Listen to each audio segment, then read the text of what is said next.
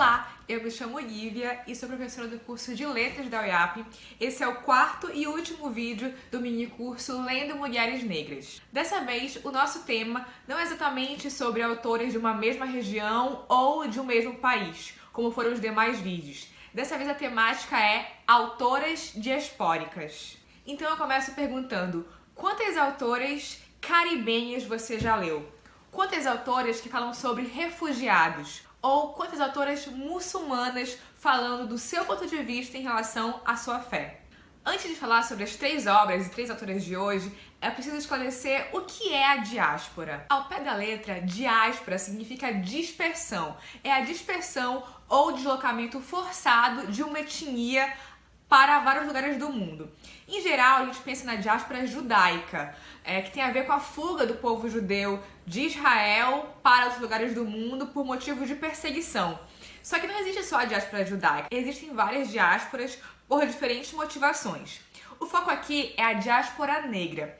A diáspora negra tem duas fases, digamos. A diáspora negra histórica, que é relacionada à captura de povos africanos para serem escravizados ao redor do mundo, né? Então aí o século XV e XVI, e as diásporas contemporâneas, que dizem respeito a vários países que acabaram sendo colonizados e ao longo do século XX tiveram guerras, outras situações que provocaram a dispersão ou a fuga da sua população. As obras desse vídeo dizem respeito à diáspora histórica, mas também à diáspora contemporânea, sobretudo a diáspora caribenha. Além do mais, o que caracteriza uma literatura diaspórica ou as autoras diaspóricas é o fato dessas autoras estarem distante do seu país de origem, ou seja, elas também são mulheres migrantes, são mulheres que são sujeitos da diáspora, que precisaram se deslocar ao redor do globo. A primeira autora é uma mulher caribenha nascida na Ilha de Guadalupe. Ela se chama Maryse Condé. E em 1986, a Maryse Condé lança essa obra chamada Eu Tituba. Não sei se vocês já ouviram falar nas Bruxas de Salem, que virou filme, peça, enfim. Qual é a origem dessas Bruxas de Salem? No século XVII, na Europa, começa a perseguição, a caça às bruxas, que são a caça às mulheres, que, sobretudo, propagam o paganismo, o culto à natureza. Qualquer mulher que subvertesse a ordem da época era considerada bruxa. E essa prática acaba sendo trazida para a América, para a Nova Inglaterra, que foi colonizada, pelos ingleses.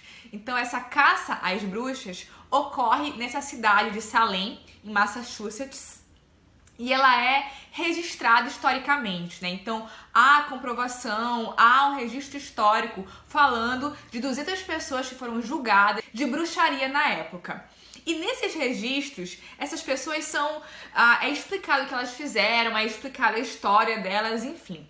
Anos mais tarde, um teatrólogo chamado Arthur Miller, americano, cria essa peça, As Bruxas de Salem, que retoma esse fato histórico e transforma esse acontecimento histórico em algo muito conhecido. O fato é que a Maryse Condé acessou esses documentos históricos sobre as Bruxas de Salem e percebeu que entre essas bruxas, essas mulheres e homens condenados à fogueira, enforcamento, enfim, existiu uma mulher escravizada, chamada Tituba.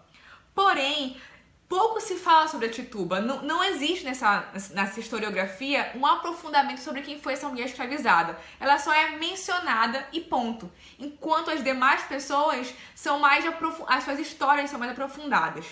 Dessa maneira, a Maryse Condé toma como premissa a Tituba, ou seja, ela pega um personagem que existiu de fato na história, mas que ninguém se importou em estudar, em falar sobre ele, e ela resolve criar uma autobiografia para Tituba, ou seja, ela mistura história e ficção. É uma autobiografia inventada, se é que se pode dizer assim.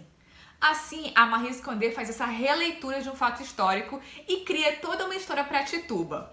Então, ela vai contar esse acontecimento sobre os Estados Unidos na visão de uma mulher negra escravizada e feiticeira, uma bruxa. Esse romance é o estilo romance de formação. O que é romance de formação? São essas histórias que vão contar a adolescência, a infância de alguém, a trajetória de alguém, mostrando o amadurecimento dessa pessoa. Então a Maryse Condé, através do olhar da Tituba, mostra como a mãe da Tituba foi sequestrada na África. Ela mostra a concepção da Tituba. Concepção é um eufemismo, né? Porque a mãe da Tituba ela é violentada durante a travessia, durante a diáspora negra, por um inglês, né? Então ela engravida durante a travessia dessa filha e ela chega a Barbados, a ilha de Barbados, no Caribe, grávida. E lá ela tem a sua filha Tituba. Essa violação ela é muito simbólica porque o povoamento da América, né, incluindo o Brasil, tem como origem essas violações de mulheres indígenas e africanas. Assim, a mãe da Tituba chega a Barbados para ser escravizada e ela tem uma relação muito complicada com essa filha, porque sempre que ela olha para a Tituba, ela lembra dessa violação, de modo que ela não consegue manter uma afetividade de fato com a filha e tem uma maternidade muito complicada. Portanto, esse começo é bem impactante e a escrita minuciosa da Maryse Condé propiciou que ela ganhasse, por exemplo, mais tarde, o Nobel Alternativo por essa obra. A mãe da Tituba conhece um outro negro escravizado, ali na região de Barbados, e eles trabalham para uma família. Essa família é uma família puritana, né, protestante, e eles resolvem ir para a América, fazer a vida na América e trabalhar por lá. Então, isso aí é um exemplo da diáspora, né, esse constante deslocamento. Então, ela sai da África, a mãe da Tituba, chega em Barbados, e eles precisam ir para a América com os seus senhores. E aí eles chegam à cidade de Salem. Lá na cidade de Salem, a mãe da Tituba acaba sendo morta e esse novo pai da Tituba, esse homem com quem a mãe se casa e ela acaba criando uma afeição, acaba cometendo suicídio diante das barbaridades que eles vivenciam ali. Dessa forma, a Tituba se vê sozinha num lugar desconhecido, que é a América. No entanto, lá ela conhece uma outra senhora, né, escravizada, e ela acaba mantendo esse vínculo familiar com ela, né? Ela cria esse pertencimento a essa senhora que também é uma escravizada. Uma característica da diáspora africana é que os descendentes das pessoas escravizadas mantêm comportamentos, crenças, enfim, mantém essa história do seu país de origem ou do país de origem dos seus antepassados. Então a Tituba, ela aprende com a mãe e mantém na América o conhecimento sobre a natureza. Ela é da cultura Nagô. Então ela conhece as ervas, as plantas para fazer remédios e coisas assim. E quando ela chega a Salem, ela mantém essa ligação com a natureza e com o tempo as pessoas começam a chamá-la de bruxa, de feiticeira, dizer que ela fazia pacto com o demônio, com Satanás, com o diabo. E é interessante como essa figura do mal, de diabo, a Tituba não conhecia, porque essa coisa do mal e do inferno é algo da religião cristã, que não existe em algumas religiões de matriz africana. Então a Tituba não entende muito bem porque as pessoas chamam ela de bruxa, de feiticeira, enfim. Ao longo da história, a Tituba se casa com outro negro escravizado. E é interessante como esse negro, né, esse africano escravizado, ele já se submeteu à religião cristã, né, do seu senhor, porque era a religião imposta, era uma América extremamente puritana e conservadora. E aí a Tituba questiona ele, como é que você consegue rezar para esse Deus tão injusto, esse Deus que chancela essa desigualdade que a gente vive. E aí o marido da Tituba fala, porque é muito mais fácil a gente rezar para o Deus deles do que ficar mantendo a nossa tradição e entrar em conflito e ser morto por isso. E a Tituba não, ela mantém ali a sua religião, né, ela não se submete ao cristianismo. E aí ela vai mostrar como é que ocorre essa caça às bruxas em Salem.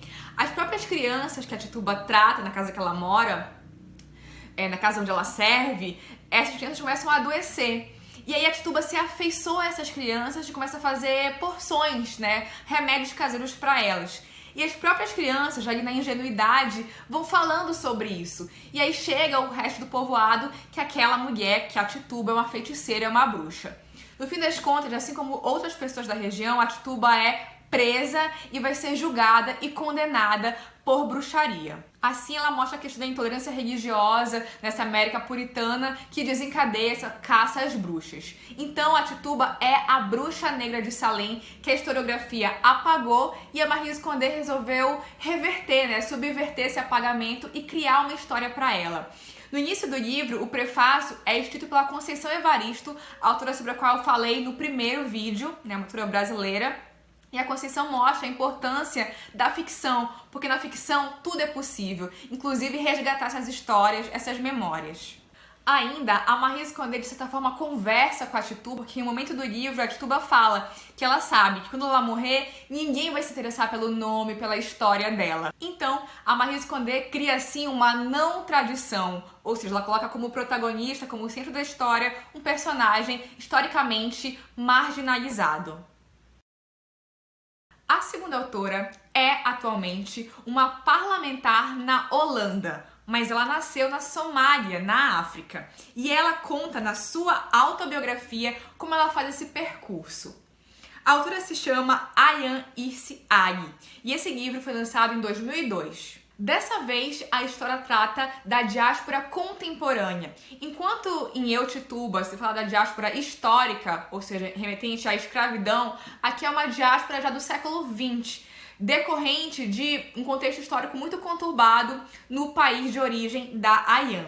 Ela passa por vários países, ela nasce na Somália, vai para a Arábia Saudita, para o Quênia, para a Etiópia, para a Alemanha, Estados Unidos, Canadá, até que ela chega na Holanda, onde ela vive atualmente. Então, isso é uma característica da diáspora.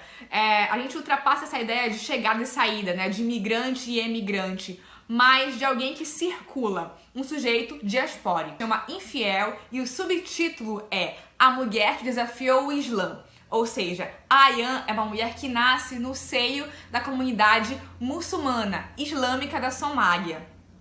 E, com o passar do tempo, ela vai mostrar essa longa trajetória em que ela desafia os preceitos da sua religião. Por isso ela é chamada de infiel. Nascida em Mogadíscio, capital da Somália, Ayaan mostra essa mistura entre o islamismo e as tradições tribais da África. Ela vai relatar minuciosamente, por exemplo, a questão da mutilação genital que ocorre com as meninas da Somália e ocorreu com ela quando ela tinha 5 anos de idade. E como essa prática atinge de maneiras diferentes as mulheres. A irmã da Ayaan, por exemplo, ela nunca se recuperou dessa mutilação genital. Ela passa o resto da vida com problemas para urinar, para se relacionar, inclusive para andar depois. E ela mostra também como é que essa recuperação de semanas, essa extirpação do clitóris ocorre porque, segundo o islamismo, aqui na Somália e em alguns outros países, essa parte da anatomia feminina simboliza a impureza. Então, uma mulher de fato islâmica precisa retirar essa impureza e é impensável que ela mais tarde tenha filhos ainda tendo o clitóris. A Ayaan nos conta que Islã significa submissão. E é isso que a religião prega, né? Então, os fiéis precisam ser totalmente submissos aos preceitos do profeta e não questionar nada, sobretudo as mulheres. Só que com o tempo e essas mudanças que a Ayaan sofre, ela começa a questionar o islamismo, sobretudo o papel da mulher na religião que não tinha voz nenhuma. A Ayaan também nos mostra que o islamismo ele não é somente uma religião, mas ele é uma filosofia política, porque nesses países não há uma separação entre Estado e Igreja. O fato é que a Ayaan é prometida em casamento para um primo que morava no Canadá. Quando ela se transfere para o Canadá, quando ela viaja para chegar até o primo, ela precisa fazer uma escala na Alemanha. E aí ela aproveita essa escala para fugir, afinal ela não quer se casar com esse primo que ela não escolheu. E aí começa a jornada da Ayaan por alguns países da Europa, fugindo dos preceitos do islamismo e da sua família. O fato é que a Ayaan chega até a Holanda, e chegar à Holanda é o que ela chama de transição do mundo da fé para o mundo da razão. A Holanda, um país conhecido por ser liberal, é um susto para a Ayaan, né? É um mundo totalmente diferente, e ela decide ficar por ali. Ela culmina se tornando uma parlamentar, uma deputada holandesa. No entanto, esse caminho que a Ayaan faz foi muito perigoso porque ela se tornou uma traidora do Islã e ela passa a ser perseguida.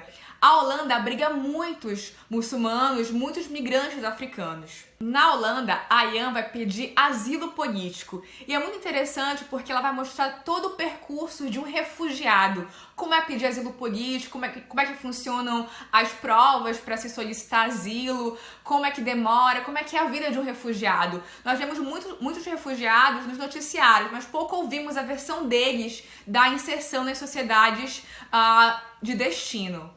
É sobretudo na Holanda que a Ayaan vai questionar, por exemplo, sobre o iluminismo, né? O iluminismo, idade da razão, valorização da razão, enfim, não chegou ao islamismo, né? Os preceitos do islamismo, eles se baseiam numa escritura de 6 anos antes de Cristo. portanto, muito incompatível com a sociedade atual.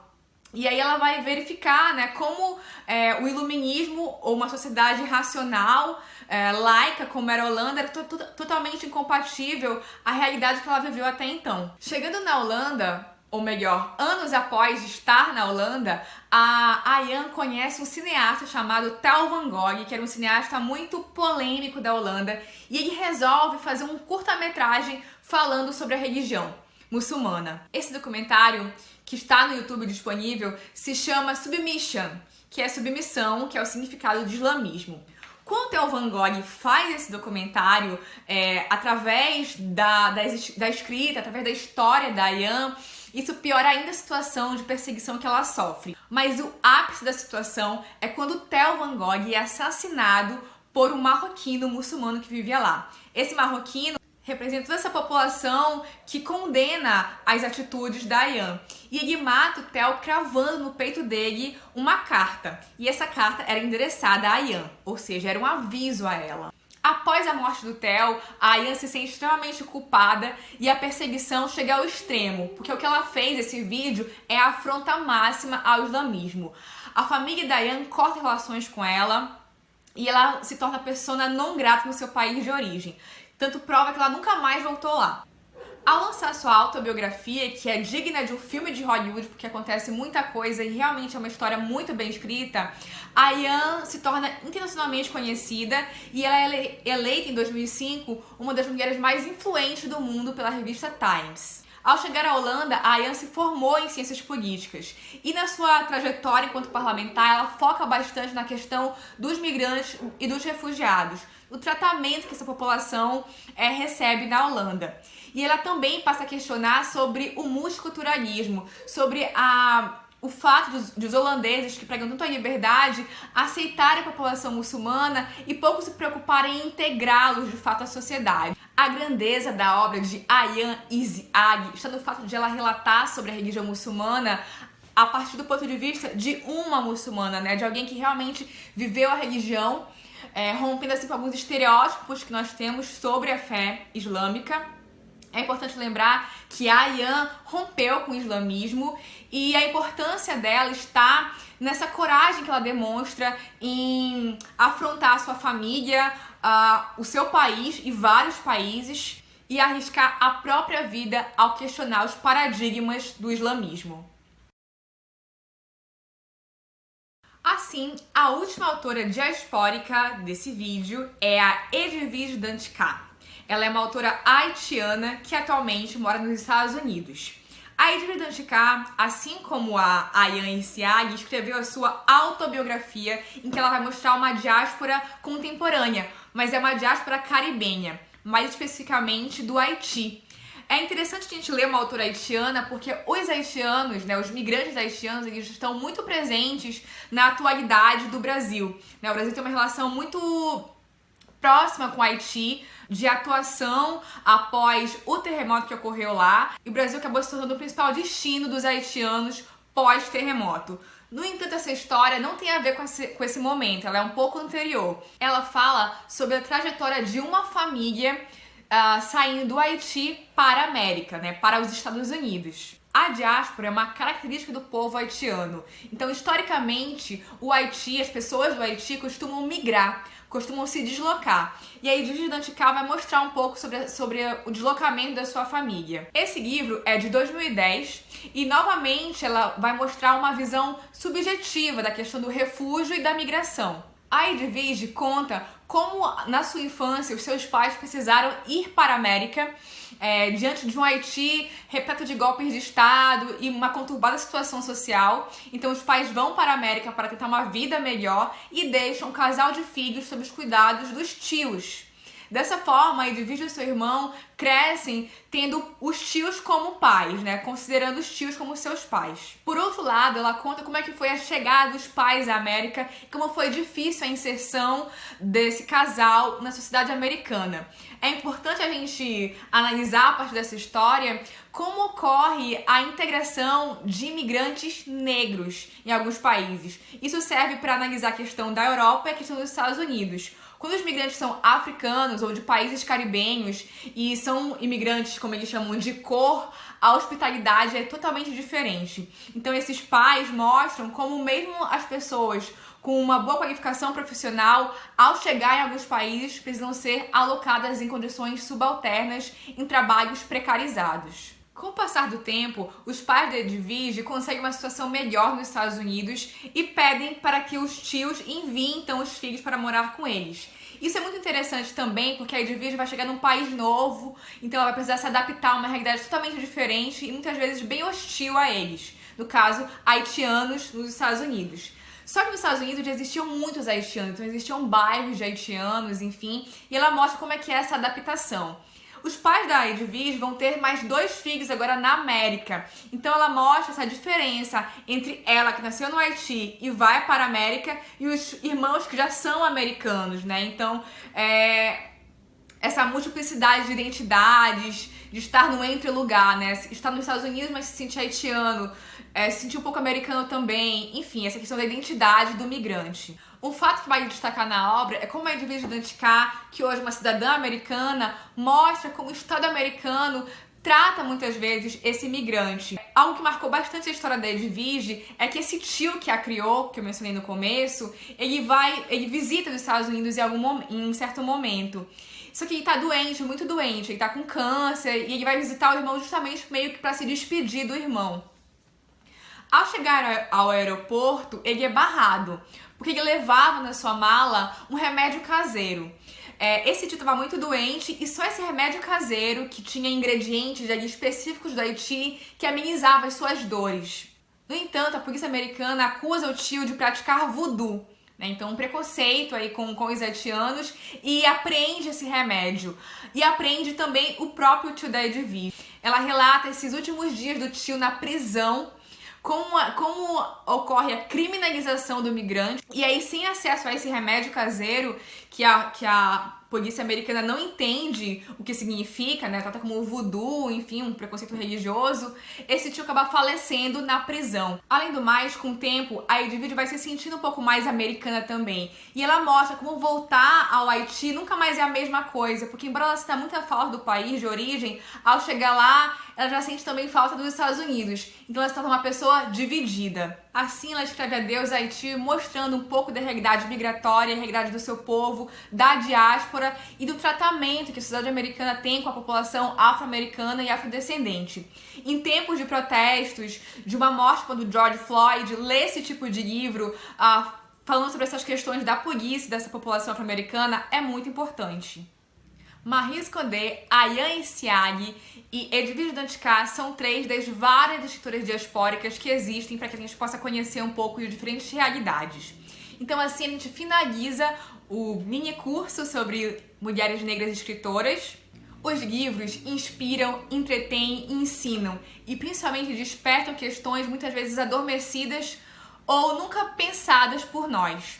Ler mulheres negras nos ajuda a descolonizar o nosso imaginário, conhecer outros autores, desenvolver a tolerância e a empatia. Nossas escolhas de leitor, como as escolhas de vida, dizem respeito essencialmente ao que estamos vivendo no presente, mas também ao que pretendemos ler no futuro e a maneira como refazemos a cada novo texto lido nossas leituras do passado. Bom, esse é o último vídeo do mini curso. Você que assistiu esse vídeo aos demais, obrigada pela atenção.